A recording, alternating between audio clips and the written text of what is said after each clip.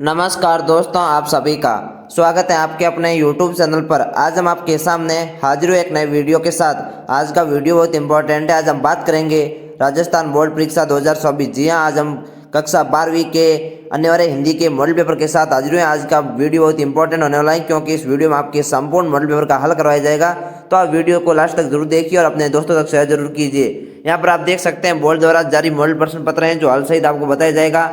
Model paper आपका एक होने वाला है। उस माध्यमिक परीक्षा कक्षा 12 अनिवार्य हिंदी के विषय है आपके पूर्णांक 80 नंबर का होने वाला है। समय आपको 3 घंटे 15 मिनट से 3 घंटे का टाइम मिलेगा। यहाँ पर परीक्षार्थियों के लिए कुछ सामान्य निर्देश दिए गए, उसको आप पढ़ सकते हैं। सबसे पहले आपको बताया गया है कि रोल नंबर आपको सबसे पहले लिखने होंगे। उसके बाद सभी प्रश्न हल करने अनिवार्य हैं। प्रश्नों का उत्तर आपको उत्तर दी गई पुस्तिका में ही लिखना है, और जिन प्रश्नों में आंतरिक खंड है उन सभी के उत्तर आपको एक साथ लिखने हैं। और प्रश्न का उत्तर लिखने से पूरे प्रश्न का क्रमांक आपको अवश्य लिखना होगा। इसके बाद सबसे पहले आप देख सकते हैं आपके पहले खंड है, जिसमें है कि निम्नलिखित बहुचयनात्मक प्रश्नों के उत्तर अपनी उत्तर पुस्तिका में लिखने हैं। यानी कि आपके अवसर वाले सवाल है, आपको 4 विकल्प दिए जाएंगे। चारों में से जो विकल्प सही है उसको आपको करना होगा। यहाँ पर मैं सभी के हाल बता रहा हूँ कि जन्म से ही वे अपने साथ लाते हैं कपास, पेड़, नींद या रोना। इसमें आपको 4 ऑप्शन दिए गए, जो आपको ऑप्शन राइट करना है। ये आपके जन्म से ही वे लाते हैं अपने साथ कपास, तो कपास लाते हैं। यहाँ पर आपके ऑप्शन अ राइट होगा, जिसमें कपास राइट होगा। इसमें आपको ये ध्यान रखना है किसके लिए कहा गया है, तो ये बच्चों के लिए कहा गया है कि वे अपने साथ जन्म से ही कपास लाते हैं। कविता एक उड़ान है, किसके बाण है? हवा के, चिड़िया के, हवाई जहाज या पतंग के। तो कविता एक उड़ान है, किसके बाण है? तो चिड़िया के बाण है। इसमें आपके ऑप्शन ब राइट होगा। छोटा मेरा खेत चौकोना लेखक ने किसे कहा है? खेत को, किताब को, कागज के पन्ने को, या किसी को भी नहीं। तो छोटा मेरा खेत चौकोना लेखक ने कागज के पन्ने को कहा है, जो कि आपके ऑप्शन स है, क्योंकि लेखक का खेत कागज का पन्ना ही होता है। तो लेखक ने कागज के पन्ने को छोटा मेरा खेत चौकोना का है। इसके बाद अगला आप देख सकते हैं पहलवान की ढोलक अध्याय के लेखक कौन है? फणीश्वर नाथ रेणु, धर्मवीर भारती, प्रेमचंद या माँ देवी वर्मा। तो पहलवान की ढोलक अध्याय है, उसके लेखक हैं फणीश्वर नाथ रेणु, जो कि आपके ऑप्शन अ राइट होगा, फणीश्वर नाथ रेणु। इसके बाद अगला है कि मनुष्यों की क्षमता किस बात पर निर्भर करती है? शारीरिक, वंश परंपरा, सामाजिक उत्तराधिकार, मनुष्य के अपने प्रयास पर या उपरोक्त सभी पर। तो 5वें क्वेश्चन में आपके ऑप्शन नंबर द राइट होगा, जिसमें है कि उपरोक्त सभी पर, यानी कि मनुष्य की क्षमताएं वह शारीरिक, वंश परंपरा पर भी निर्भर करती हैं। सामाजिक उत्तराधिकार मनुष्य के अपने प्रयास पर भी निर्भर करती है, यानी कि उपरोक्त सभी आपके राइट होगा। इसके बाद अगला है कि शीर्ष के फूल को किसके समान बताया गया है? केसर के, किसान के, अवधूत के या अमलतास के। तो शीर्ष के फूल को अवधूत के समान बताया गया है, जो कि आपके ऑप्शन स राइट होगा। इसके बाद आप अगला सवाल देख सकते हैं कि हिंदी भाषा को शुद्ध रूप से बोलने और लिखने संबंधी नियमों की जानकारी देने वाला शास्त्र क्या कहलाता है? व्याकरण शास्त्र, रसायन शास्त्र, पाक शास्त्र या राजनीति शास्त्र। तो ये व्याकरण शास्त्र कहलाता है, जो कि आपके ऑप्शन अ राइट होगा। अगला है आप देख सकते हैं मैनिफेस्टो शब्द का सही अर्थ क्या है? घोषणा पत्र, समाचार पत्र, निमंत्रण पत्र या त्याग पत्र। तो 8वें सवाल में आपके ऑप्शन नंबर अ राइट होगा कि मैनिफेस्टो, इसका सही अर्थ होता है घोषणा पत्र। यहाँ पर आप ऑप्शन अ राइट कर सकते हैं। आधुनिक संचार माध्यमों में सबसे पुराना माध्यम कौन सा है? Television, radio, print, internet. आधुनिक संचार माध्यमों में आपको सबसे पुराना माध्यम बताना है, तो सबसे पुराना माध्यम प्रिंट माध्यम है, जो कि आपके ऑप्शन स राइट होगा। अगला है किसी खबर का घटनास्थल से सीधा प्रसारण क्या कहलाता है? लाइव, फोन इन, बाइट या नेट। तो 10वें क्वेश्चन में आपके जो किसी खबर का घटनास्थल से सीधा प्रसारण लाइव कहलाता है, आपके ऑप्शन अ राइट होगा। मंत्री नामक अध्यापक कक्षा में प्राय किसका उपयोग नहीं करते थे? चौक का, डस्टर का, घड़ी का या सड़ी का। तो मंत्री नामक अध्यापक थे, वो कक्षा में प्राय सड़ी का उपयोग नहीं करते थे, जो कि आपके ऑप्शन द राइट होगा। मोहनजोदड़ो किस काल के शहरों में सबसे बड़ा है? यानी कि जिसको मोहनजोदड़ो भी कहते हैं। पाषाण काल, ताम्र काल, लोह काल, पुरा पाषाण काल। तो मोहनजोदड़ो है वो ताम्र काल के शहरों में सबसे बड़ा है, यानी कि आपके ऑप्शन ब राइट होगा। इसके बाद इन सभी सवालों का आप आंसर देख सकते हैं। यहाँ पर आपको उत्तर तालिका के माध्यम से सभी के आंसर बताए गए हैं। फिर आपके दूसरा है जिसमें आपको रिक्त स्थानों की पूर्ति करनी होगी। मैं यहाँ पर आपको छोटे सवाल उसके आंसर यहाँ पर बता दूंगा। यहाँ पर आप देख सकते हैं पहली रिक्त स्थान एक सीमित क्षेत्र में बोली जाने वाले भाषा के स्थानीय रूप को क्या कहते हैं? तो बोली कहते हैं या उपभाषा कहते हैं। यहाँ पर आपकी बोली भी आ सकता है, उपभाषा भी आ सकता है। यहाँ पर आप बोली या उपभाषा लिख सकते हैं। निविदा के लिए सही अंग्रेजी शब्द क्या है? तो निविदा के लिए सही अंग्रेजी शब्द है वो टेंडर है। यहाँ पर आपको TENDER लिखना होगा, जो निविदा के लिए सही शब्द है। इसके बाद अगला है कि सैनिकों ने कमर कस ली वाक्य में शब्द शक्ति कौन सी है? तो इसमें लक्षणा शब्द शक्ति है, यहाँ पर आपके लक्षणा आएगा। अगला है कि जब किसी शब्द का अर्थ न तो अभिधा से प्रकट होता है और न ही लक्षणा से, वह कौन सी शब्द शक्ति होती है, तो दो शब्द शक्ति आपकी आ गई है, अभिता और लक्षणा, तो पी से आपकी व्यंजना ही बसी है, तो यहाँ पर आपके व्यंजना आएगा।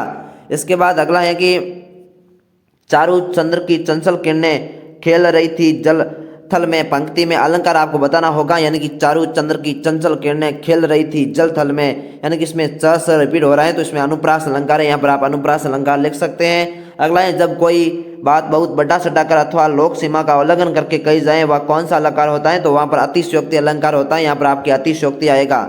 इसके बाद अगला आप सवाल देख सकते हैं, निम्नलिखित अपठित गद्यांश को पढ़कर प्रश्नों के उत्तर आपको देने होंगे।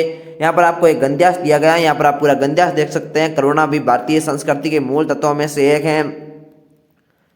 हम एक दूसरे के सुख दुख में सहयोग एवं सद्भाव रखते हैं। स्त्री का सम्मान, संकट के समय सास न खोना। इसी तरह यहाँ पर पूरा आप गद्यांश पढ़ सकते हैं। उसके बाद जो आपको नीचे प्रश्न पूछे गए उसको आप आंसर देख सकते हैं। इसमें आपको भारतीय संस्कृति के बारे में बताए गए हैं, जिसमें पहला सवाल है भारतीय संस्कृति के मूल तत्वों में से एक तत्व कौन सा है, तो यहाँ पर सबसे पहले ये है करुणा भी भारतीय संस्कृति के मूल तत्वों में से एक है, यानी कि यहाँ पर आपके करुणा आएगा, तो यहाँ पर आप करुणा लिख सकते हैं। चौथ शब्द का पर्यायवाची शब्द गद्यांश में से आपको बताना होगा, तो पुत्र होता है। इसके बाद अगला है कि हमारी संस्कृति में देश की सीमाओं को किसके समान बताया गया है, तो यहाँ पर आप जब गद्यांश में ढूंढोगे तो यहाँ पर आपको आंसर मिल जाएगा। यहाँ पर आपको नीचे आंसर बताए गए हैं कि संस्कृति में देश की सीमाओं को अपनी माता के समान बताए गए हैं। इसके बाद अगला है कि संस्कृति के किन तत्वों को हम दैनिक जीवन में अपनाते हैं, तो यहाँ पर इसका आप आंसर देख सकते हैं। इसी तरह 526 वालों के आप आंसर देख सकते हैं। मैं यहाँ पर आपके पूरे मॉडल पेपर बता देता हूँ, उसके आंसर आपको नीचे तुरंत बताए गए, तो उसको आप आराम से कर सकते हैं और पूरा मॉडल पेपर आप हल कीजिए। यहाँ पर आपके इस आंसर आपको साथ में ही दिए गए, तो आपको कोई दिक्कत नहीं, आप आराम से इन सभी को याद कर सकते हैं, पढ़ सकते हैं। ये बोर्ड द्वारा जारी किया गया मॉडल पेपर है। इसके बाद आप खंड ब देख सकते हैं, जिसमें है कि निम्नलिखित लघुत्तरात्मक प्रश्नों के उत्तर आपको 40 शब्द में देने होंगे। यहाँ पर आपके 2-2 नंबर वाले सवाल हैं।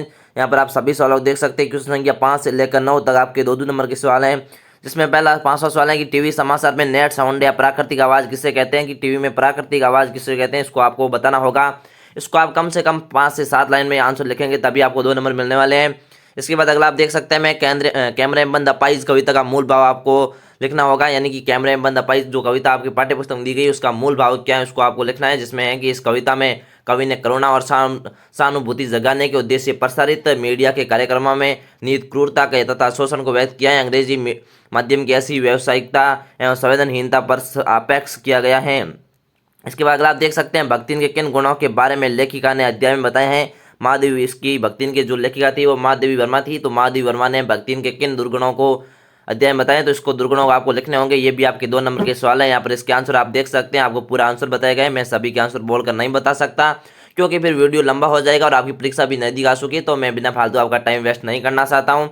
इसके बाद अगला आप देख सकते हैं, यशोधर बाबू के लिए भूषण ऊनी ड्रेसिंग गाउन क्यों लाया था। इसमें आपको कुछ आंसर बताए गए हैं, एकदम अच्छे तरीके से लिखा गया है कि यशोधर बाबू के लिए उसका बेटा भूषण सिल्वर वेंडिंग पर ऊनी ड्रेसिंग गाउन उपहार स्वरूप इसलिए लाया कि वे रोजाना सवेरे दूध लाने जाते हैं वे फटा हुआ पुलोवर पहनकर जाते हैं, तो उन्हें बहुत ही बुरा लगता है, अतः वे उन्हीं ड्रेसिंग गाउन पहनकर दूध लेने जाया करें। ये इसलिए वो जो भूषण था उसका बेटा था वो उन्हीं ड्रेसिंग गाउन लाया था। इसके बाद अगला आप सवाल देख सकते हैं, कोई भी अपने जैसा हाड़ मास का मनुष्य हो सकता है, आनंदा को इसका भान कैसे हुआ था, ये इसको आप लिख सकते हैं। मराठी मास्टर सौंदर्यकर स्वयं कविता करते थे, लेखक उसके घर जाता रहता था। इसी तरह यहाँ पर पूरा आंसर देख सकते हैं। फिर है खंड स में प्रश्न संख्या 10 से 13 का उत्तर आपको 60 से 80 शब्दों में लिखने होंगे, यानी कि कम से कम आपको 8 से 10 लाइन में इसके आंसर लिखने होंगे, तथा प्रश्न संख्या 15 और 14 के उत्तर लगभग आपको 100 शब्दों में लिखने होंगे, यानी कि 12 से 15 लाइन में इसके आंसर आपको लिखने होंगे। जिसमें आप 10वां सवाल देख सकते हैं, इसमें अथवा वाले सवाल है। इसके बाद जो भी सवाल आने वाले वो सभी अथवा वाले सवाल हैं, तो आपके बहुत ही अच्छे होने वाले हैं, क्योंकि क्वेश्चन संख्या 9 तक ही आपके जो सवाल अथवा वाले नहीं थे, बाकी सभी सवाल अथवा वाले, यानी कि आपको दोनों में से कोई एक करने। यहाँ पर आप देख सकते हैं, क्रांति हमेशा वंचितों का प्रतिनिधित्व करती है, बादल राग कविता के आधार पर बताइए। बहुत ही इंपॉर्टेंट सवाल है कि क्रांति हमेशा वंचितों का प्रतिनिधित्व करती है, बादल राग कविता थी, उसके आधार पर आपको इसको लिखना होगा। या इसके अथवा में कि उस कविता में कवि ने प्रकृति की गति को शब्दों में बांधने का अद्भुत प्रयास किया था। कथन के समर्थन में सावधान तर्क दीजिए, लेकिन जो आपके क्रांति हमेशा वंचितों का प्रतिनिधित्व करती है, ये आपके बहुत ही इंपॉर्टेंट सवाल है। 3 नंबर का सवाल है, परीक्षा में आने की संभावना, इसको आप देख सकते हैं। दोनों के आंसर यहाँ पर आपको बताए गए हैं। इसके बाद है कि 11 सवाल ये भी सच है कि यथा प्रजा तथा राजा जीजी का ये कथन वर्तमान राजनीतिक परिस्थितियों में कितना सटीक है, इस पर अपने विचार लिखने होंगे। या अथवा में है कि श्रम विभाजन के दृष्टिकोण से अपनाई गई जाति प्रथा पर अपने विचार व्यक्त करने होंगे। इसको आप देख सकते हैं। इसी तरह यहाँ पर आपके इसके आंसर हैं दोनों के। फिर 12वां सवाल है, इसको भी आप देख सकते हैं कि नगर नियोजन मोहनजोदड़ो की अनूठी मिसाल है, वर्तमान समय के नगरीकरण से संबंध स्थापित कीजिए। ये इंपॉर्टेंट सवाल है, इसको भी आप याद कर सकते हैं। इसी तरह यहाँ पर बाकी सभी सवाल आप देख सकते हैं। 13वां सवाल है, जिन लोगों के बाल बच्चे नहीं होते उसकी मौत जो हुआ होगा से हो जाती है, इस कथन से आप कहाँ तक सहमत हैं? इसके अथवा में कि सिंधु सभ्यता साधन संपन्न थी, उसमें भव्यता का आडंबर नहीं था, कथन से आप कहाँ तक समझते हैं? ये भी इंपॉर्टेंट सवाल है सिंधु सभ्यता वाला, इसको भी आप याद कीजिए। इसके आंसर आप देख सकते हैं। फिर 14 सवाल है, जो आपके फीसर लिखते समय किन किन बातों का ध्यान रखना चाहिए अथवा सार्थक आलेख के गुण बताइए। तो ये फीसर वाला सवाल इंपॉर्टेंट है, ये आपकी परीक्षा में आने की संभावना है, तो इसको आप याद कीजिए। यहाँ पर आपको दोनों के आंसर बताए गए हैं, इसके आंसर आप आराम से देख सकते हैं। यदि आपको इसकी पीडीएफ चाहिए तो आप हमारे टेलीग्राम चैनल पर जुड़ सकते हैं, वहाँ पर इसकी आपको संपूर्ण पीडीएफ मिल जाएगी, तो आप पीडीएफ प्राप्त कर सकेंगे।